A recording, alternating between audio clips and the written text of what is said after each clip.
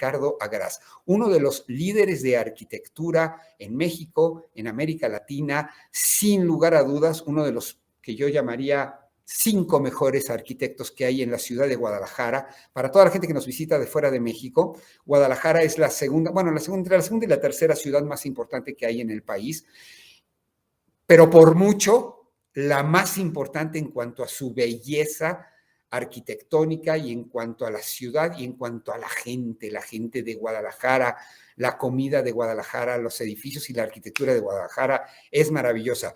Y el arquitecto Ricardo Agraz es uno de los líderes, es uno de los que ha construido arquitectura en Guadalajara y que ha hecho bella, hermosa, increíblemente arquitectónica esta ciudad. El arquitecto trabaja básicamente, y ahora vamos a platicar un poquitito con él, básicamente en el área de casa-habitación, en el área, y también ha trabajado en el área social, en el espacio público. Y vamos a platicar un poquitito las diferencias. Déjenme dejar de hablar yo y tratar de involucrar. Ricardo, estás con nosotros, estás conectado. Tocayo, ¿cómo estás? Muchísimas Hola, Richard, ¿qué hay? Buenas noches, mano. En esta que va a ser, yo creo que una noche muy agradable, con una persona muy agradable. Te admiramos, te queremos muchísimo y tenemos aquí a toda una comunidad de América Latina esperando a que yo me calle y que tú puedas hablar con esta inteligencia que tienes, mano. Bienvenido a esta comunidad. Gracias, Tocayo. Agradezco especialmente la invitación generosa de tu parte. Qué gusto estar con una comunidad tan grande. Me abruman tus palabras. Estoy muy agradecido y muy contento de platicar y charlar contigo porque tienes este don de la charla que la hace muy amena. Hombre, Richard, yo quisiera, mira, normalmente hacemos como una plática de café, pero contigo yo quiero hacer preguntas, mano, porque tengo muchas preguntas, tengo muchas inquietudes, tengo una comunidad enorme de gente que está en toda América Latina. Yo les pido, por favor, en lo que estamos hablando, toda esta gente tiene una capacidad enorme de hacer 2, 3, 4 cosas al mismo tiempo. Yo no lo puedo hacer. Pero yo les pido que mientras estamos hablando con mi tocayo, con Ricardo, se metan, si pueden, en una pestaña a ver la página del arquitecto Agraz. Es Agraz Arquitectos, ¿no? Agraz Arquitectos. Bueno, pongan Agraz con Z, Agraz, y en 2 segundos van a poder estar ustedes adentro de la página. Vean el tipo de obra que tiene. Son unas casas, sobre todo tus proyectos de casa-habitación. Ahora no vamos a hablar también de obra pública, pero tus proyectos de casa-habitación, Ricardo, son de una estética, de una sencillez, de una limpieza formal formidable. ¿Cuál es para ti quisiera que me platiques qué es lo que te da identidad, qué es lo que identifica las obras que salen de tu despacho, de tu mente, de tu autoría, Richard? Mira, te cuento que pues es un largo camino recorrido. Yo salí de la escuela muy joven, tenía 22 años y me dieron mi título a los 23 años. Y entonces pues ya se juntaron una pila de años. Y siempre que hablamos de este tema del lenguaje arquitectónico, me resulta más fácil explicarlo en otra disciplina. Creo que los escritores, cuando empiezan a escribir, mis hijos están en la primaria y entonces estoy viendo cómo están aprendiendo las vocales y luego las consonantes y luego les enseñan los signos ortográficos. Entonces uno va juntando como las herramientas básicas y después empieza a escribir un poco y si lees a varios autores te das cuenta que su obra temprana te hacen referencia y de alguna forma fueron como contaminados por otros autores hasta que hay un punto en que encuentras una voz propia. Y entonces yo creo que se trata fundamentalmente de encontrar esa voz propia con la que te expresas y que en algún momento, y es un deseo más que una afirmación, se pueda ver tu trabajo como una sola obra, no como una pila de casas y que de alguna forma pues tienen una serie de constantes de las que vas aprendiendo del cliente, del proceso constructivo, de la forma de vida y que te van dando como pistas de cómo resolver y todas aquellas cosas que salen bien, las vas dejando y las repites y las vas depurando. Y yo, igual que tú, que pertenecemos al siglo pasado, pues vamos aprendiendo de estas nuevas tecnologías, de esta nueva información. Hoy hay un mundo de información disponible y entonces vas con tu propia voz enriqueciendo tu lenguaje. Tienes cuando uno repasa tus obras, cuando uno hace una rápida, sin meterse todavía en toda la parte del planteamiento arquitectónico de la estructura en planta, pero lo que uno ve en tus desarrollos formales es una síntesis de ideas. Hay una pureza, hay una limpieza enorme como que no hay ningún elemento que está fuera de lugar, Ricardo. Esto habla de un poder de síntesis. Yo me acuerdo en alguna oportunidad que en paz descanse, tenía muchas pláticas seguramente habrás conocido personalmente a Abram Sabludovsky, uno de los grandes arquitectos que nos ha dado la historia y México. Y yo le preguntaba, oye, Abram, ¿cuál es para ti uno de los elementos más importantes en la arquitectura? Y me decía el poder de síntesis. Y le digo, pero ¿qué es el poder de síntesis? Bueno, es ir específicamente, elementalmente, a la idea que es indestructible, que es la idea máster. Y le digo, bueno, ¿y cómo se consigue esa síntesis? O sea, ¿cómo se consigue? ¿Cómo se logra? Dice, bueno, tú tienes que generar una idea e ir quitando todo lo que es ornamento, todo lo que no es importante. Y le pregunté la última pregunta que le hice, dije, bueno, ¿y cuándo acabas? ¿Cuándo acabas de quitar? Me dice, hay un momento en que tú generas el diseño y vas quitando lo innecesario, y hay un momento en que tú quitas un elemento y la idea cambia. La idea ya no es la misma, ya no es el mismo proyecto. Ahí te vas un paso para atrás y ahí llegaste al límite de la síntesis. Y ahora ponte a construir. ¿Qué es para ti la síntesis? Mira, justamente un discurso muy parecido hacía Salvador de Alba, un arquitecto tapatío que me parece que ha sido poco difundido y valorado, lo conoce poco fuera de Guadalajara, tiene una obra espectacular y a mí me tocó que viera varias cosas, trabajos nuestros, porque era el curador del centro histórico y su crítica de cajón te decía, ya se ve bien, ahora quítale todo lo que puedas, y se me quedó como muy grabado. Pero te confieso otra cosa, yo me acerqué a la arquitectura a través del dibujo. El dibujo fue como el vehículo que me llevó a la arquitectura. A mí me gustaba dibujar desde niño, tenía una cierta facilidad, no es que sea bueno, pero me gustaba. Y entré simultáneamente a la Escuela de Arquitectura y a la oficina de Julio de la Peña. Julio de la Peña es de calle el mejor arquitecto que haya tenido Guadalajara en el siglo XX, o cuando menos el más prolífico. Y entonces pues me formé en el taller de Julio de la Peña, que tenía un rigor y todo un método y todo un sistema. Julio de la Peña, si no lo traes en el radar, tocayo, no, sí, por supuesto. En ese momento, en el año 79, todo su trabajo estaba en el DF, y yo estaba en primer semestre y él estaba haciendo el Centro Comercial Galerías en Melchor Ocampo y Marina Nacional, el Estadio de Fútbol Nesa, las Torres Bosques de Reforma, unos proyectos descomunales, inmensos, todos al mismo tiempo. Y entonces, pues me formé en ese taller con unos proyectos enormes de manera simultánea, y él era como circo de 5 pistas. Y dibujaba para él, era dibujante, no hacíamos más que pasar en limpio ciertas cosas. Y por ahí escribí un texto de gratitud a don Julio hace muchos años, y cuento esta historia de cómo me fui metiendo con él, hasta el punto que, como él rayaba en unas cuadrículas en el avión, porque todo estaba en México y viajaba cada semana a México, llegué en un momento a pasarle en limpio los garabatos que él hacía en el avión, y entonces el dibujo pues fue el que me ayudó a conseguir ese trabajo. Y luego después mi hermana, que iba un año arriba que yo en la escuela, me pidió que le ayudara con una perspectiva que tenía que entregar, y le dije, yo nunca he hecho perspectiva, vas un año arriba. Me dijo, mira, dibujas mejor que yo y te va a quedar mejor. Y le hice una primera perspectiva, y entonces le gustó a sus amigas, y sus amigas me empezaron a encargar los dibujos, y empecé a trabajar como dibujante y haciendo perspectivas, y entonces ganaba más dinero haciendo perspectivas que dibujando en un taller. Y luego, con los años, conocí a un gran amigo, participamos juntos en un concurso, Jorge Iglesias, Augusto Quijano y otros arquitectos, William Neutelings y Kees Christian, que trabajaban en OMA. Coincidimos en un concurso y hice una gran amistad con Jorge Iglesias, que dibuja de una manera espectacular. Y él me hizo el regalo de hacer pequeños sketches cuando viajas.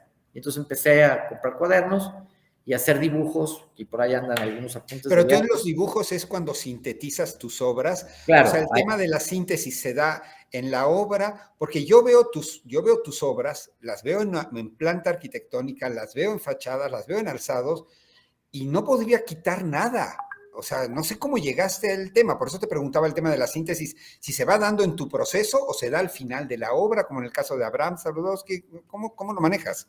Y por eso te decía un poco que el dibujo fue ese tema, porque cuando tú tienes que hacer un sketch de San Marcos y tienes 10 minutos y no tienes en dónde sentarte, pues tienes que aprender a sintetizar y en una imagen con muy poquitas líneas tratar de captarlo. Y entonces me gustó mucho, en vez de tomar fotografías, empezar a dibujar los edificios que veía, porque en el momento en que los dibujas aprendes a ver, aprendes a mirar y a observar con cuidado y encontrar relaciones y medidas. Entonces, instintivamente te llevas la proporción de la torre del campanil o de las torres y lo he platicado con Jorge Iglesias, que es un gran dibujante y gran amigo, y de repente entendí que dibujando arquitecturas es como una forma que te vas alimentando y que de repente al dibujar sale de manera espontánea de tu subconsciente y de repente, por decirte algo, un día hicimos unas torres de ladrillo para el malecón de Cajititlán, como el elemento emblemático del edificio,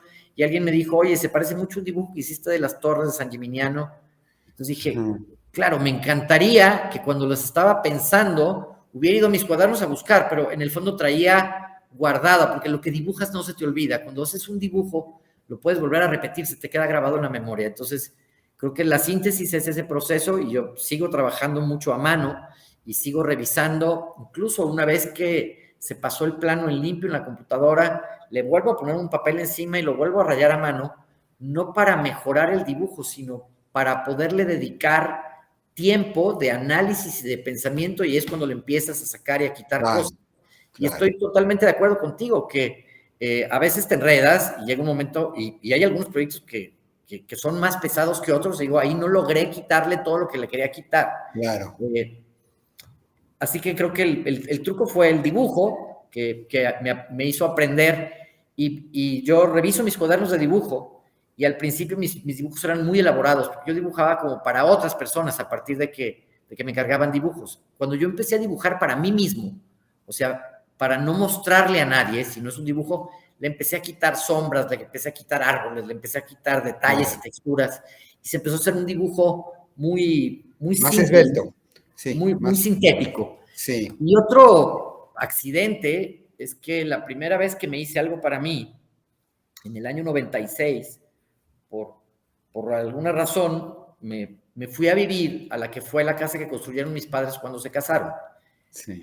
La construyó mi papá en el 59, mi papá era ingeniero civil y necesario, muy amigo de Alejandro Son, entonces tú ves la planta de esa casa y sabes que Alejandro Son le corrigió la plana. Una casa muy bonita, de los 50, del 59, así de tipo como Mauricio Garcés. Y entonces la empecé a remodelar y pues la casa tenía 40 años de uso y estaba en franco deterioro porque no le habían dado mantenimiento. Y entonces le pedí al constructor pues, que quitara todo lo que estuviera en riesgo y casi demolió la casa, o sea, le tumbaron todos los aplanados. Y entonces me gasté muchísimo más dinero del que yo tenía y podía y pensaba hacer en eso. Y entonces no me quedó mucho dinero, tocayo, para terminarla. Vendí gran parte de cosas que tenía para pagarla.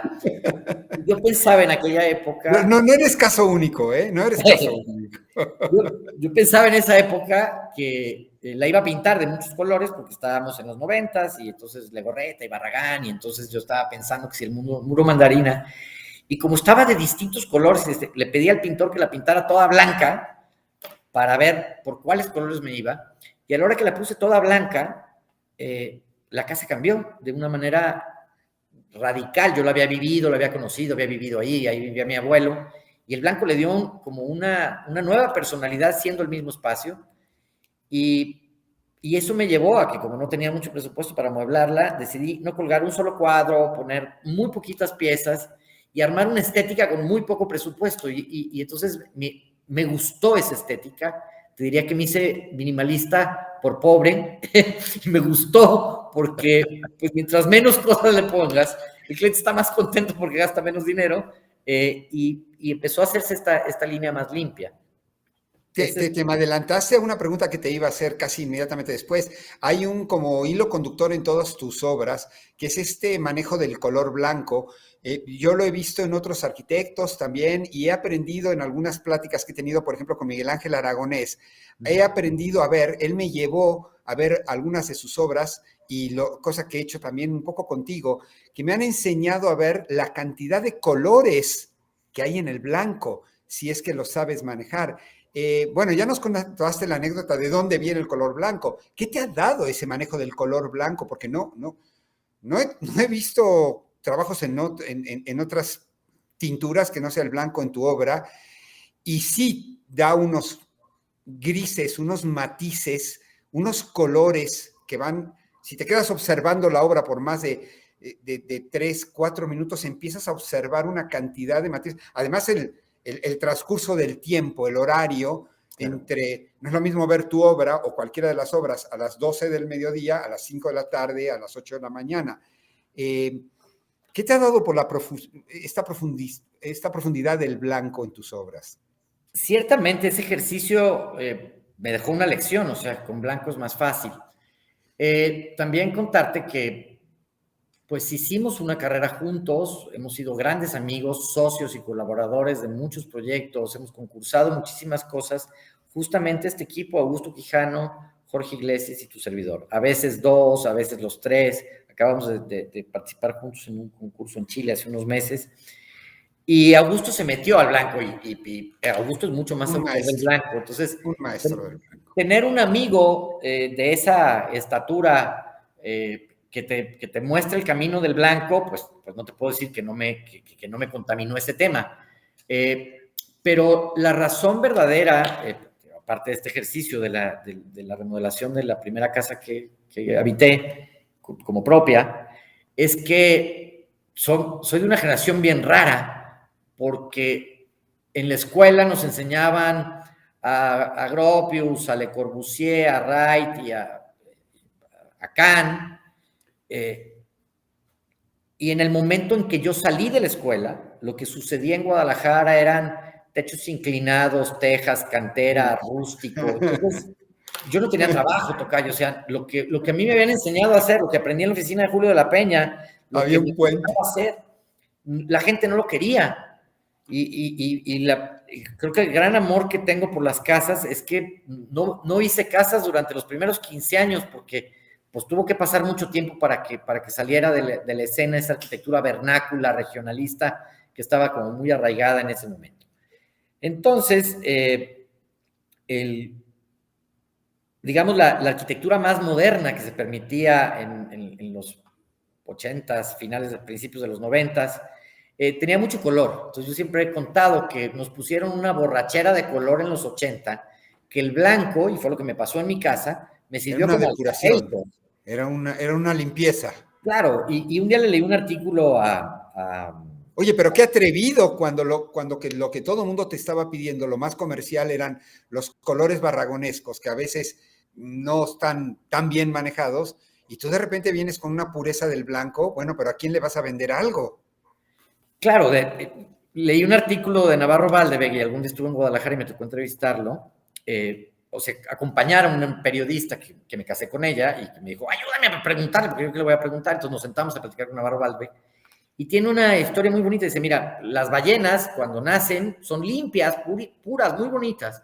Y a la arquitectura le pasa lo mismo. La arquitectura nace limpia y luego empieza a navegar y se le empiezan a adherir crustáceos y rémoras y cosas y se va ensuciando. Entonces, si tú quieres recuperar la belleza de la arquitectura, la belleza de las ballenas, quítale todas estas cosas que se le adhirieron y vas a encontrar la forma pura. Y bueno, eso fue, yo estaba muy joven. Y se me quedó muy, muy, muy prendido. Y tengo un cliente que le hice su casa, que estaba todo en blanco, y me sigue haciendo la broma porque me decía, oye, no es demasiado blanco. Y yo le contestaba con mucha certeza, nunca es demasiado blanco. Y Augusto Quijano lo explica bien bonito. Dice, la arquitectura puede ser del color que sea, siempre y cuando sea blanca. Sea blanca. Me recuerda a Henry Ford, pero está perfecto el simbolismo. Oye, dime una cosa, fíjate que ahorita hablaste de San Gimignano, y hemos coincidido en algunos viajes y algunas cosas. Fíjate que hay un común denominador con todos los arquitectos con los que tengo la posibilidad de hablar, interactuar y conversar. Y hay dos o tres elementos que te digo, es un común denominador. Uno es la posibilidad de leer la mayor cantidad de libros que puedas, comértelos como puedas. La segunda, viajar, pero este viaje en el cual tu esposa te divorcia, o sea, este viaje de observación en el cual, mientras todo el mundo ve el país, tú estás viendo y absorbiendo la arquitectura de los espacios, ¿no? ¿Cuáles son tus fuentes de inspiración? Has viajado, has leído, como casi la mayoría de toda la gente que nos sigue en esta hermosa comunidad.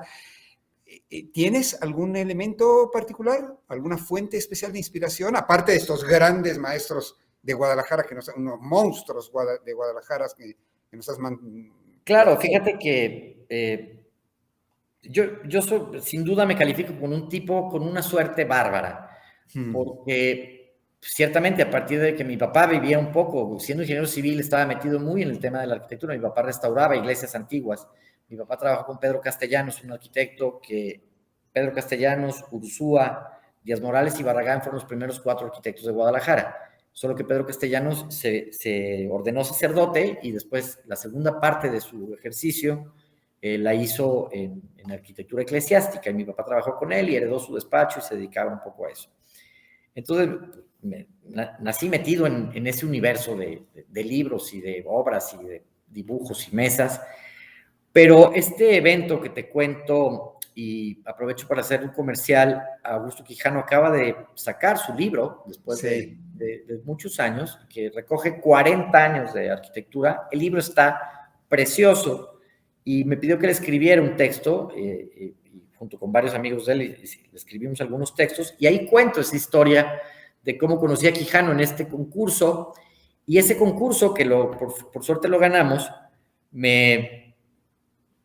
me regalaron ellos el premio, además del diploma, era una beca para ir a estudiar a la Escuela de Estudios Avanzados en Santo Quirico, Bulgaria, whatever that means. Y entonces mis compañeros de equipo dijeron: mira, nosotros acabamos de venir a Guadalajara, hemos hecho este viaje, esto es en mayo, tú eres el de anfitrión, quédate con la beca. Y entonces yo me fui a Bulgaria con el Foro Mundial de Jóvenes Arquitectos. ¡Qué maravilla! Eso no me lo sabía. Y entonces, pues eso cambia radicalmente mi enfoque. El profesor guía era Pierre Bagó, metidos en un monasterio en Bulgaria, 60, 70 arquitectos, y entonces me veo obligado a viajar porque me había ganado la beca, y de ahí termina ese viaje y había otro concurso, y entonces convenzo, o nos emboletamos más que convencerlo, nos emboletamos Jorge Iglesias, el chileno, y yo a ir a ese segundo concurso. Y un día antes de partir, Augusto Quijano habló y le dije que nos íbamos a volver a inscribir al concurso en Europa, y me dijo, vamos, súmete. Se quedó pensando, pues tardó como 20 segundos, me dice con este acento yucateco marcado que tiene, dice, bueno, vamos. Entonces nos encontramos en Bulgaria 4 meses después y nos metimos a un concurso que era arriba de un barco, y por suerte lo volvimos a ganar. Y eso, o sea, ganarte 2 concursos cuando tienes 26 años. Pues, pero tus fuentes de inspiración entonces las encuentras en tus viajes, en lo que... Claro, es que... En lo que se te pega en la piel en el viaje. Es que ese evento, y por eso me entretuve en él, me detonó muchísimas cosas. O sea, en primer lugar me invitó a viajar. O sea, yo a los 26 años conocí Europa y me volví loco. Y entonces empecé a poner en mi agenda viajar a todo lo posible. Conozco a Iglesias y Quijano, que son mayores que yo, que tienen mucho más carrera, y nos empezamos a emboletar a seguir viajando. Entonces ahora vas a Mérida y a Santiago, y nos encontramos en los concursos en Panamá, en Ecuador, invitado a las universidades. Entonces empieza a ser como una mezcla. Digamos que lo que sucede después de ese concurso es que regreso a estudiar una maestría, empiezo a ser profesor en la universidad, empiezo a participar en Colegio de Arquitectos, en la Academia Nacional. En cuanto a eventos de arquitectura, un poco lo que mencionabas al principio, y en aquella época no existía la facilidad de verlos en línea, entonces había que estar en todos lados, y ese circular entre que viajas y dibujas, entre que compras libros cada que viajas y entonces te los devoras, entre que tienes a dos como hermanos mayores, Quijano y Iglesias, tutores, que te van ayudando en el camino a descifrar un montón de cosas, hace que me pase una década de formación a nivel posgrado, pues, y de una práctica muy intensa, con muchos concursos de arquitectura, con muchas conferencias. Don Julio de la Peña dirigía la Academia Nacional de Arquitectura en Guadalajara y entonces trajo a conferencistas a todos sus amigos y vino Abraham Zabludowski, Teodoro González de León, Ricardo Legorreta y acabamos comiendo con ellos en el country en cada evento y entonces empiezas como a generar una red de grandes figuras y les vas robando el saber en todas estas conferencias que me tocaba ayudarle a don Julio a prepararlo, a irlo a recoger al aeropuerto, a preparar la publicidad de la universidad para que fueran los alumnos y por supuesto me echaba toda la conferencia y luego en la comida con don Julio pues los comentarios posteriores eran mucho mejores que la conferencia. Entonces es una amalgama de muchas cosas entre viajar, leer, estudiar, dar clases y practicar y mucho del primer tramo de trabajo, muy joven, trabajé para otras oficinas. El dibujarle a otras oficinas, después me invitaron a que les ayudara un poco con proyectos a otras oficinas. Y entonces, pues fue una manera continua de conseguir trabajo. Por decirte algo, yo formaba parte de la mesa del Colegio de Arquitectos y al lado mío se sentaba un arquitecto magnífico, una obra bien bonita, pero que tenía mucha obra en el extranjero porque él trabajó para el Banco Mundial. Y entonces se metió en un problema de computadoras porque estábamos haciendo la transición de dibujar a mano a computadoras y yo me había metido un poco en eso. Y empecé ayudándole a resolver un problema técnico de sus planos que se le atoraron y que no los podía imprimir, entonces los ploteé y después se acercó y me dijo, oye, ¿por qué no me ayudas con el proyecto? Y acabamos haciendo un hotel en República Dominicana, otro en San José. O sea, eso es como una... Y por eso digo, soy un tipo con suerte porque el dibujo, como una carambola, me fue conectando una cosa con la otra y fue la que siempre me ha traído trabajo.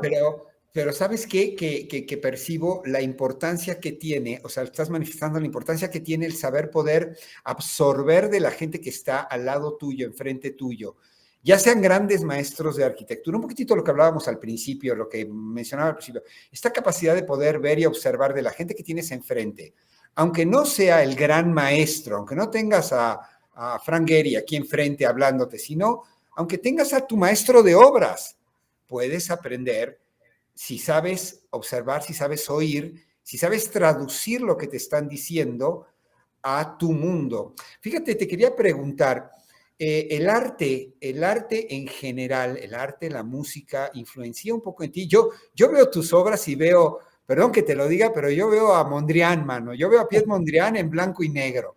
O sea, líneas verticales, líneas horizontales, cuadros, grises y negros. Yo, te digo, veo una figura de Piet Mondrian. O sea, el tema del arte está en tu vida, en la parte generación, en la parte vivencial.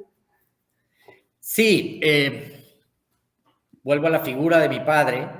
Él restauraba iglesias y entonces en mi casa había capiteles de todo tipo que había quitado o sea, que había sustituido porque se había dañado y entonces ese que lo iban a tirar lo puso en el jardín.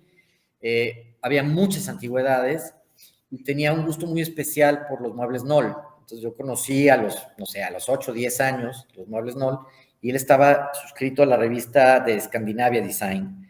Y entonces, imagíname a los 11 años viendo la alcachofa. Yo decía, o sea, ¿cómo? Entonces, bueno, es algo que viene desde niño, pero de alguna forma, don Julio tenía un sistema muy particular de proyectar a base de módulos que tienen que ver con múltiplos de 3. Y ahí se da una feliz coincidencia entre el tamaño de los materiales y las dimensiones antropométricas. Tú te sientas bien en 45 o en 60, pues una puerta de 60, de 75, de 90. Entonces yo me eduqué con ese rigor de la retícula y del modular. Y específicamente en el arte, pues siempre fue un gusto alrededor. Yo estoy casado con una periodista que fue la editora de la sección de cultura de un prestigiado periódico de Guadalajara, y entonces, pues, tenemos cerca a muchísimos artistas. En algún momento yo quiero empezar a incorporar cosas que tengan que ver con el arte. Atrás de mí hay una pieza amarilla, que fue un ensayo que hice yo para hacer una pieza en una casa. El cliente me pidió que le hablara a un connotado escultor para que le hiciera una escultura en una casa que estábamos haciendo. No voy a exhibirlo, pero le llamé y me dijo que sí, que costaba $15,000 que hiciera 3 bocetos para que el cliente escogiera cuál de esos era la pieza que quería y que se los tomaría en cuenta en la fabricación de la pieza, que podría tener, según las dimensiones, un costo de entre $30,000 y $40,000. Entonces le dije a mi cliente, me dijo, no. Me dice, ¿por qué no haces algo tú? Le dije, no, porque yo no hago eso. Y bueno, como un ejercicio casi escolar, me puse a hacer esa pieza amarilla y le gustó y la fabricamos, tiene como 2 metros. Y entonces me gustó que hubiera una pieza que no fuera solamente una puerta, o sea, esa pieza en realidad gira y es lo que impide el paso al jardín de servicio lateral de la casa. Pero entonces ahí me vino la idea de que podía trabajar con artistas, porque yo no tengo talento para hacer eso. Y entonces a través de mi mujer empecé a entrar en contacto con los artistas tapatíos que están en la cresta de la ola, ¿no? Y entonces me topé con Fernando Sandoval, con Francisco Morales, con Adrián Guerrero. Y con Adrián Guerrero, trabajo con ellos de manera casi permanente. Y con Adrián Guerrero sí hice ya es parte del equipo, somos grandes amigos y hemos colaborado en muchas cosas. Entonces, en todos los proyectos invito a Adrián a que haga algo para la casa, pero que no sea una pieza que tú le cuelgas, sino que forme parte de la arquitectura. Claro. Entonces, por darte 2 ejemplos, en una casa platicó con el cliente, ellos tenían solo una hija y él le quería dejar un mensaje a su hija en la casa, que cada que abriera la puerta lo pudiera leer. Entonces Adrián platica con él, ve todo este tema y le hace una frase, pero la pone en braille, para que el que viene ajeno no lo pueda leer, pero ella sabe lo que significa. Ya, qué hermosura. Esa es la sensibilidad de Adrián. No, muy bien, muy bien. De repente me hace celosías, de repente me hace puertas. A un cliente es un cliente que participó en los Juegos Olímpicos en Corea y ganó una medalla por su participación. No ganó medalla de oro, ni de bronce, ni de nada, pero tiene la medalla de participación. Entonces, casi la medalla se convirtió en el centro de la casa. Entonces, él la puso en la escalera y luego perforó los muros para que hicieran un eje en el contrario.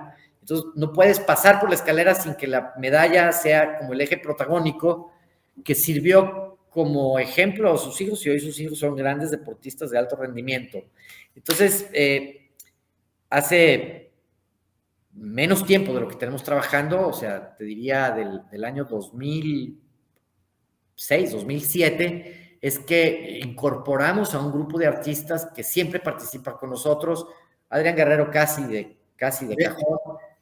No, me gusta mucho cómo el tema de la integración del arte con la arquitectura, como tú lo estás planteando, que no sea un elemento decorativo, Claro. que no sea un elemento superficial que viene después. Sí, por supuesto, los clientes, por supuesto que tienen que aportarle, tienen que dar vida a ese espacio, pero que el arquitecto pueda pensar en incorporar el objeto de arte, ya sea propio, que él lo diseñó, o de otra persona, y que se integra la naturaleza misma de la arquitectura, me parece un ejercicio muy enriquecedor para el arquitecto y para el cliente. Oye, fíjate, mira, el tiempo nos mata.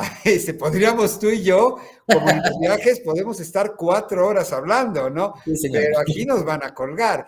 Y yo quisiera dar un brinco de estos intensos temas de arquitectura. Me encantaría hablar contigo del tema de la retícula, tanto en planta como en fachada. Creo que es un tema interesantísimo, pero quiero brincar porque si no se me va a ir el tiempo.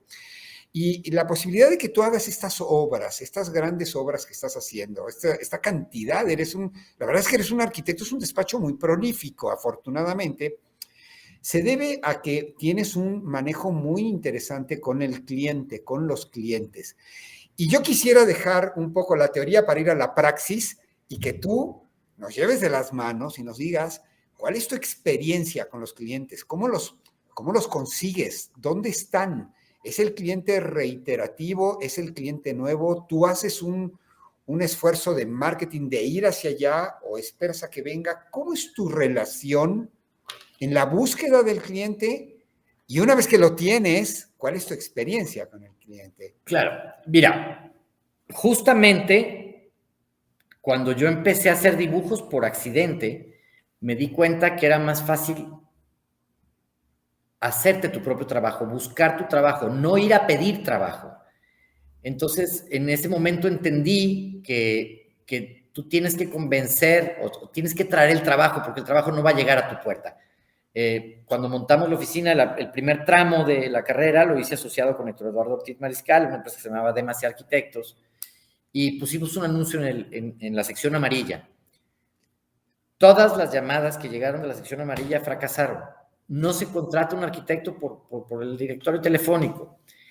Entonces, ahí empecé, como te mencionaba hace rato, a que si estás al lado de una persona y entonces empiezas a platicar con él y empiezas a empatizar y te conviertes en amigo de él, el primer tramo de carrera, yo hasta el 2009 pude poner la oficina de Agras Arquitectos como ahora, que solamente hace proyecto, que ya no tiene constructora. Y eso fue un gran desafío que costó mucho trabajo lograr.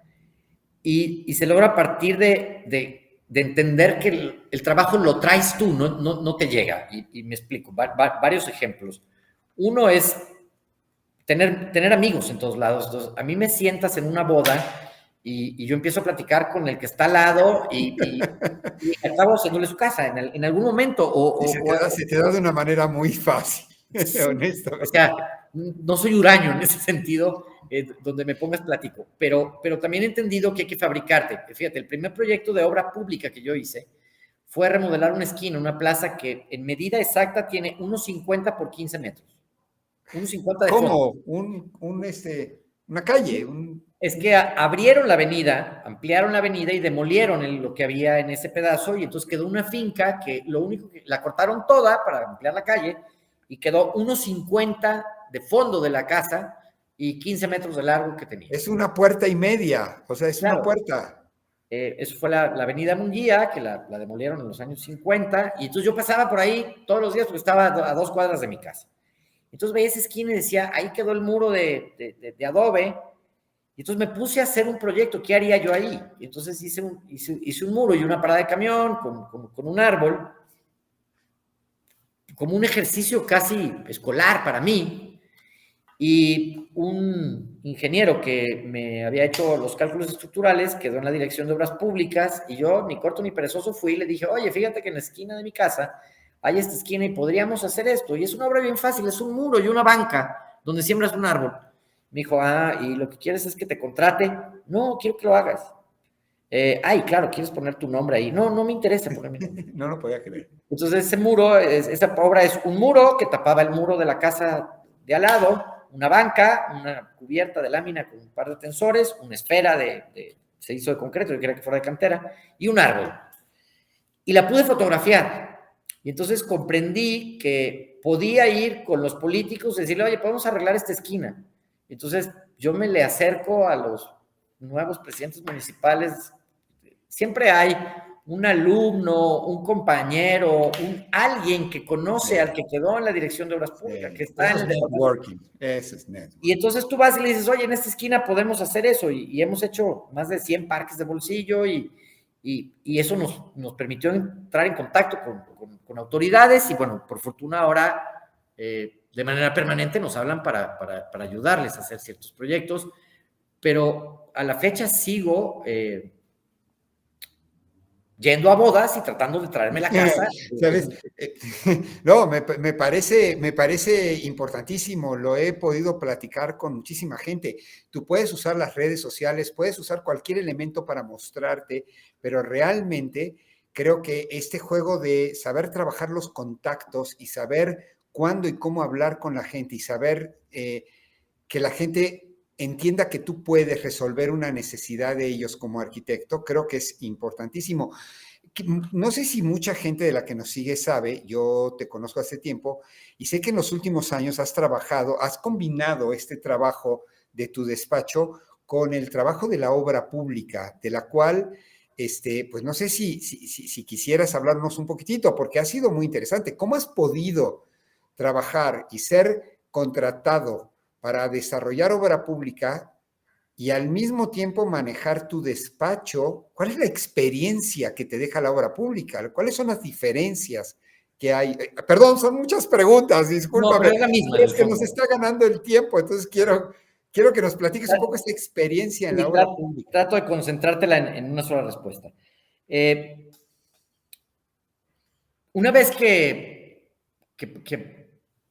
llegas o entras en contacto con un cliente que quiere hacer su casa, la primera cosa que a mí me interesa mucho es que él entienda, y me lo enseñó un cliente, cuando empezamos a hacer su casa y estaban haciendo la excavación, se acercó y me dijo: Ricardo, estoy poniendo en mis manos todos los ahorros de mi vida. Por favor, haz buen uso de ellos. Entonces yo volteé asustadísimo, tocayo, y le dije: ya sé, pero no me digas, me pone muy nervioso que me avientes esa responsabilidad.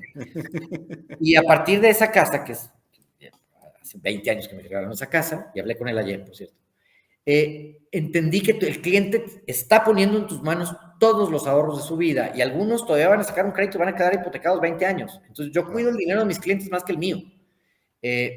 Y ese tema, yo desconecté los honorarios profesionales del costo directo de la obra. Yo siempre llego a un convenio de una tarifa fija y le digo: mira, yo no te voy a pedir tal piso porque me voy a ganar un porcentaje. Y esos elementos me ayudan a ganarme la confianza del cliente que apenas me conoce. Y como lo voy acompañando en el camino y logro convencerlo de que yo estoy para ayudarle y no para sacarle el dinero de su cartera, y que en muchos sentidos eso significa ahorrarle dinero, pues eso es lo que me ha permitido que ese cliente me recomiende con otro y que siga con otro. Y en el tema de los políticos, o sea, de la obra pública, bueno, la casa habitación me parece uno de los trabajos más hermosos que hay, porque en realidad tú eres responsable de construir el escenario donde transcurre la existencia de una familia. Y he platicado con clientes o con los hijos de mis clientes que entraron niños y que ahora son universitarios, me dicen: yo crecí en una casa que tú pensaste para mí y todos mis recuerdos están metidos en esa casa. Entonces, Es un trabajo muy íntimo, ¿no? Es un trabajo muy claro, personal. todos sus recuerdos de la familia están en un escenario que fue producto de... Entonces, digamos que nos lo tomamos muy en serio.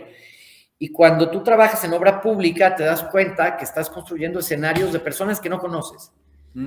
Y entonces, en estos parques hay niños que aprendieron a caminar, otros aprendieron a andar en bicicleta, otros conocieron a su primera novia, otros se tomó la foto de los 15 años, otro fue de viaje de bodas a ese lugar.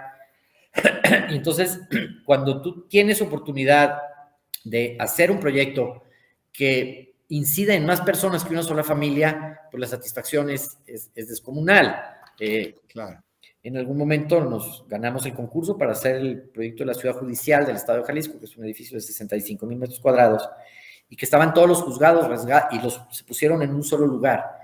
Y entonces, platicando con el presidente del Supremo Tribunal de Justicia, me decía: esta es la casa de la ley, y aquí se busca darle la ley a todos. Entonces, empezamos porque usted tiene que estar dentro de la ley. Y bueno, eso hizo que la oficina estuviera bajo la ley. Tuvimos que comprar todos los Windows originales, las licencias de AutoCAD, y en ese momento, en un proyecto tan grande, la oficina se hizo como en serio, ¿no? Entonces ya ahora tiene licencias desde hace muchos años, proyectos de hace muchos años. Pero pensar que el edificio puede eventualmente ofrecerle justicia a las personas, pues es una cosa que te llena de satisfacción, porque es algo que desearías. Entonces, yo siempre que platico que tengo estos dos trabajos, la casa habitación, la cosa privada y la obra pública, es como tener dos amores. Y algún día una arquitecta muy amiga mía, la esposa de Juan Carlos Name, me dijo: Ricardo, no puedes tener dos amores. Sí, puedes tener dos amores, porque yo quiero tanto a mi esposa como a mi hija, y no hay conflicto alguno, y ellas no se molestan porque yo tengo dos amores. Entonces la oficina sí vive en esos dos polos de la obra pública y la privada, y de alguna forma esa ha sido la ruta, y ahí seguimos y estamos muy contentos de que... Pero Pero ¿cómo hace tu despacho, cómo haces tú personalmente para dirigir un despacho? Bueno, no, porque no lo manejas en el despacho, creo que la obra pública la manejas aparte, físicamente hablando, ahorita nos dices, pero qué difícil porque de alguna manera tu especialización a lo largo de varios años es un poco el poder percibir la necesidad de una familia, lo que te dice, lo que no te dice, y transportarlo a una cantidad de espacios que van a formar su vida, que además, como tú lo dijiste, ponen en tus manos pues el ahorro de muchos años o de toda una vida y tienen esta esperanza, esta expectativa de que tú cumplas con ese sueño que tienen. De alguna manera es un mercado, es un nicho que tú ya lo sabes manejar y de repente entras a un mercado donde no conoces al usuario, probablemente conoces al contratante, al, al, al, a la persona de gobierno que decidió darte a ti la posibilidad de hacer espacio público, pero no al usuario. Y además, el contratante probablemente quiere otras cosas diferentes al usuario, quiere cuestiones que los políticos pueden querer que no hace el usuario. Entonces, de repente, para ti ver la fotografía de una chica de 15 años que se fue a casar o que se fue a hacer su fiesta de 15 años en un espacio que tú diseñaste y que ahí está su foto y que le hiciste la vida a esa mujer, a esa chica, ¿cómo llegas a entender lo que necesita el usuario del espacio público? Porque el usuario de la casa lo tienes y claro, lo vas a tener durante un año, año y medio, 6 meses, lo que dure. El espacio público inauguras y ya no es tuyo. Bueno, claro, ni la casa tampoco, ¿no? Pero, claro, y ya no es tuyo, ya le pertenece a la ciudad. Claro. En alguna ocasión, para un ejercicio de la Bienal de Venecia, hicimos con Paco Morales, un artista plástico, y Paulino Di Becci, con quien he trabajado en muchos proyectos, hicimos un esquema que le llamábamos eco de bordes. Decíamos, si tú avientas una piedra en el agua, se hacen una serie de círculos concéntricos. Y entonces, de alguna forma, el círculo más cerrado que existe es el primero, el más chiquito, es el espacio público más íntimo, y en arquitectura sería el baño. O sea, al baño vas solo, no puedes ir con nadie. El siguiente círculo sería la habitación, que ya la puedes compartir con tu pareja, con tu hermano, con un compañero de cuarto. El siguiente círculo sería el estar familiar, donde ya puedes ver con toda la familia la televisión. El siguiente círculo quizá el comedor o la sala, donde ya puede venir gente que no pertenece a la familia y que viene de visita a tu casa y es el espacio público dentro de tu casa. Claro. Y en el momento en que tú abres la puerta y sales a la banqueta, entras al espacio público. Y entonces la banqueta, la calle, el parque, la plaza, el municipio, es este eco de bordes que se va haciendo, y en ese recorrer esos bordes transcurre tu existencia también, transcurre tu vida yendo de lo más íntimo a lo más público. Entonces, entender que el espacio público es para todas estas personas que no tienen espacio para jugar, no tienen un jardín, no tienen una banca para irse a leer, lo empieza a entender, y curiosamente tiene un programa muy específico, Tocayo. En un parque tú tienes que dejar zonas para los adultos mayores, tienes que dejar áreas donde la gente pueda hacer ejercicio, pero tienes que cuidar que los que hacen ejercicio no molestan a las señoras que van con carriolas. Entonces, aunque parece que es un poco al albedrío, el programa del espacio público es tan complejo como el de la casa habitación. Tienes una serie de usuarios que, si bien tú no los conoces como personas, pues sabes que los adultos mayores van al parque a sentarse, a leer, a conversar, que las señoras van a pasear a los niños, que los deportistas van a hacer ejercicio, que los jóvenes son más vagos y llevan escatos y se juntan. Entonces, empiezas como a tomarle el hilo a estos rangos, y cuando hacemos un proyecto del espacio público tratamos de generar zonificaciones y programa dentro de ese espacio que atiendan a este cliente que, si bien no lo conoces, sí lo puedes como etiquetar de alguna forma, y eso hace bien interesante el espacio público, porque además trabajas en condiciones muy adversas de presupuesto siempre, sí, seguro, y con cero mantenimiento. O sea, tú sabes que lo que entregues difícilmente van a venir a darle mantenimiento, más allá de cortarle el pasto o de cambiarle un foco. Muy pocas veces se remodela un edificio y tardan mucho tiempo en darle mantenimiento al edificio. Y en una ocasión, Teodoro González de León me contó, porque yo le hacía la misma pregunta, decía, es que tú debes pensar que las cosas deben ser indestructibles. Y entonces esa rudeza del espacio público, pues es el contraste a la finura y la sutileza que tiene la casa habitación, que tiene cuidado hasta el último detalle. Entonces son como polos opuestos en ese sentido, pero sí hay un programa, sí hay una forma. Es un trabajo simultáneo que se hace en el taller. Nosotros solamente entregamos proyectos, no ejecutamos la obra. La ley de obra pública te impide supervisar lo que tú hiciste el proyecto, entonces podemos opinar poco durante la ejecución de la obra pública, lo que te obliga a tener unos planos muy específicos, y te diría, la gran diferencia es, con el cliente privado tú vas a la tienda y escoges junto con la señora la grifería y la lámpara. Con el cliente de obra pública, tú pones la llave que se te pegue la gana y el piso que tú quieres, Claro. pero tiene que ser tremendamente hábil, que quepa en el presupuesto y que perdure en el tiempo. Y aparte quedas muy expuesto, porque en realidad, bueno, con cualquier obra, ¿no? Porque además, pues como nos decía el maestro Teodoro, o sea, cuidado porque la obra es dura y dura, o sea, ahí se va a quedar tu nombre, si hiciste algo mal, ahí se va a quedar mucho tiempo. Pero esta responsabilidad que tienes, porque haces una casa para una familia de 4, 6, 8, 10 personas, pero haces un espacio público para miles de personas que tu responsabilidad es darles una mejor calidad de vida y que además ellos disfruten ese espacio y, más importante aún, lo consideren propio, lo hagan suyo, te lo quiten de la mano, te lo agradezcan enormemente, pero este parque es mío, esta plaza es mía. Aquí, muchas gracias, arquitecto, pero esto ya es mío. Claro.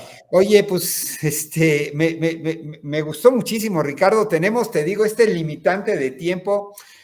Vamos a tener que cortar esta primera plática, pero la tengo que enlazar para otras más, porque tengo que hablar contigo acerca de proyecto arquitectónico, uso de retícula, manejo de materiales. Tengo tantas cosas que quiero, que yo conozco, que tú manejas y que quiero platicar contigo.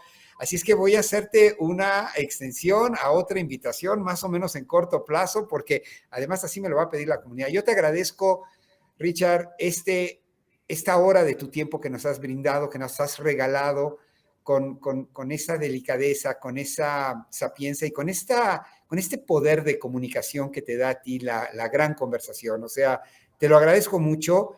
Has hecho de nosotros una hora en la cual nos podamos enriquecer mucho más de lo que estábamos a las 7:30. Te agradezco mucho, Ricardo. Muchas gracias por tu invitación, muchas gracias al auditorio por su paciencia, por su asistencia, y estaré encantado. A mí también me fascina platicar contigo, tocayo, las veces que tú quieras, y lo agarramos hasta por temas específicos como tú. Siempre, sí, siempre será un gusto. 100%. ¿Cómo te encontramos en redes? O sea, yo ya puse tu página, pero ¿por qué no nos platicas cuál es tu red favorita, por dónde te encontramos, dónde nos contestas preguntas, comentarios? Estoy en Instagram como @ragras, estoy en Facebook como Ricardo Agras, estoy en Facebook como Agras Arquitectos, son, digamos, las tres plataformas. Está la página agrasarquitectos.com y tengo por sistema el rigor y la disciplina de contestarle a todo aquel que me escribe de manera directa. Muy bien. Jamás dejo de contestarle a nadie, sea lo que sea que me planteen. Ricardo, ¿cómo agradezco que nos hayas brindado y que nos hayas regalado un pedacito de ti, un pedazo de tu corazón, un pedazo de lo que piensas, un pedazo de tu persona? Agras Arquitectos. Muchas gracias, Ricardo. Gracias a ti.